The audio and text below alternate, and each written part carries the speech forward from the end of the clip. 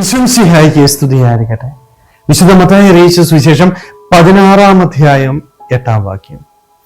ഈശോ ഇതറിഞ്ഞ് അവരോട് ചോദിച്ചു, അല്പവിശ്വാസികളെ, അപ്പം ഇല്ലാത്തതിനെ പറ്റി നിങ്ങൾ പരസ്പരം സംസാരിക്കുന്നതെന്ത്? സ്നേഹമുള്ളവരെ, ഈശോ ശിഷ്യന്മാരെ ശകാരിച്ചുകൊണ്ട് ചോദിക്കുന്ന ഒരു ചോദ്യമാണ്. എന്തിനാണ് നിങ്ങൾ പരസ്പരം അപ്പം ഇല്ലാത്തതിനെ പറ്റി സംസാരിക്കുന്നത്? കാരണം ഈ ശിഷ്യന്മാരെ പോലെ പലപ്പോഴും നമ്മുടെയൊക്കെ ജീവിതത്തിൽ നമ്മളും ജീവിക്കാറുണ്ട് കേട്ടോ.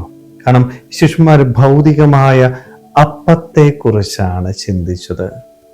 നാമും ഇന്ന് ഈ ലോകത്തിൽ ഏറ്റവും കൂടുതൽ ചിന്തിക്കുന്ന എന്തിനെ കുറിച്ചാണെന്നറിയാം? ഭൗതികമായ കാര്യങ്ങളെ കുറിച്ച് മാത്രമാണ്. എപ്പോഴും എൻ്റെ നോട്ടം ചുറ്റുപാടുക ഈ ലോകത്തിലേക്ക് മാത്രമാണ്. ഈ ഭൂമിയിൽ എനിക്ക് സന്തോഷത്തോടുകൂടി ജീവിക്കണം, ഈ ഭൂമിയിൽ എല്ലാ സുഖ സൗകര്യങ്ങളിലും ജീവിക്കുവാനായിട്ട് എനിക്ക് സാധിക്കണം, അതിനു വേണ്ടുന്ന കാര്യങ്ങൾ മാത്രമാണ് നമ്മൾ ശ്രദ്ധിക്കുന്നത്, അല്ലെ? ഒന്ന് ചിന്തിച്ച്, ഈ ഭൂമിയിൽ ജീവിക്കാനുള്ള കാര്യങ്ങൾ മാത്രമല്ലേ പ്രാർത്ഥിക്കുന്നത് പോലും. ദൈവസന്നിധിയിൽ വന്ന് നമ്മൾ പ്രാർത്ഥിക്കുന്നത് എന്താ? എനിക്ക് കടബാധ്യതയുണ്ട്, ഈശോയെ എൻ്റെ കടബാധ്യത മാറ്റിത്തരണമേ, എൻ്റെ രോഗങ്ങള് മാറ്റിത്തരണമേ, എനിക്ക് നല്ല ഒരു ജോലി തരണമേ, എൻ്റെ ജീവിതത്തില് സന്തോഷം പ്രദാനം ചെയ്യണമേ. കാര്യങ്ങളെല്ലാം എന്താ? ഭൗതികമായ കാര്യങ്ങൾ മാത്രമാണ് നമ്മൾ ചിന്തിക്കുന്നതും അതിനുവേണ്ടി മാത്രമാണ് നമ്മൾ ദൈവസന്നിധിയിൽ വരുന്നതും പ്രാർത്ഥിക്കുന്നതും. പക്ഷെ ഈശോ നമ്മിൽ നിന്ന് ആഗ്രഹിക്കുന്നത് ഭൗതിക കാര്യങ്ങൾ മാത്രമല്ല കേട്ടോ. എൻ്റെ ആത്മീയ ജീവിതത്തെ കുറിച്ച് ചിന്തിക്കാനായിട്ട് വരണം. പലപ്പോഴും ആത്മാവുണ്ട് എന്നതിനെ കുറിച്ച് ചിന്തിക്കാൻ പോലും എനിക്ക് പറ്റുന്നില്ല.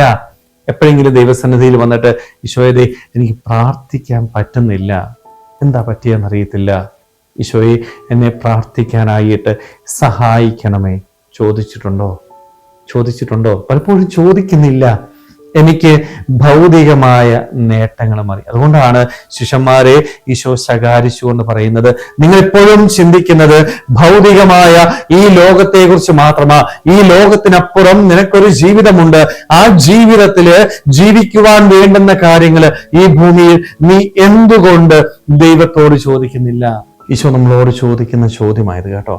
സ്നേഹമുള്ളവരെ, അതുകൊണ്ട് എപ്പോഴും നമ്മുടെ നോട്ടം ചുറ്റുപാടുകളിൽ നിന്ന് മാറി സ്വർഗത്തിലേക്കായിരിക്കട്ടെ, ദൈവസന്നിധിയിലേക്ക് നോക്കുവാനായിട്ട്, ഈ ലോക ജീവിതത്തിനപ്പുറമുള്ള ജീവിതത്തിന് വേണ്ടുന്ന കാര്യങ്ങൾ നേടിയെടുക്കാനായിട്ട്.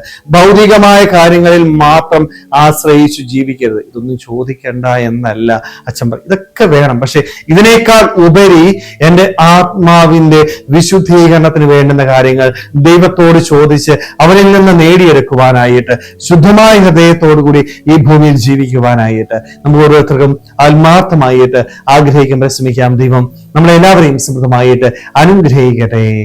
ആമേൻ.